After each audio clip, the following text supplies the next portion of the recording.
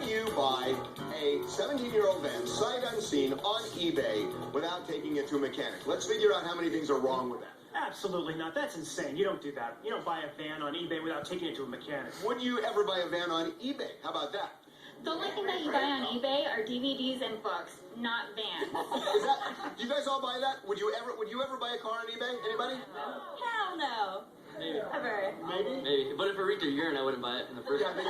The urine is always a buzzkill. That's the way I see it too. Going inside the courtroom. You do understand that car sales are as is.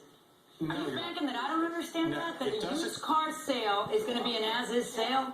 It's not, Your Honor. The ad never said as is. I wouldn't be standing here. Do you understand that the default position of the law is that a used car sale is an as-is sale, and that it is buyer beware, and that you're the one who needs to have it taken to somebody to have it looked at by a mechanic before you buy it, or whatever other precaution you want to take, what you were invited to do on eBay.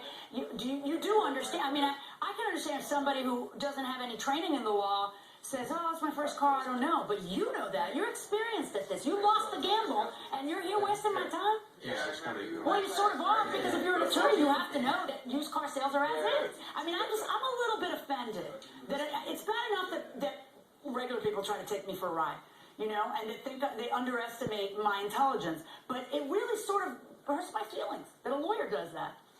Who do you think you're dealing with? That I'm going to sit here and I'm not going to realize, oh, it's dark, I didn't get to look at the paint. And there were lots of little sprucey air fresheners, so I didn't get to smell the urine. And, well, I mean, come on. Your Honor. I'm out of here. You're out of here. Verdict for the defendant. A good attorney, but a losing attorney. Right. Okay, so step on in here. Give me your reaction to coming out of here on the south side of this. Disappointed. You underestimated the judge a little bit?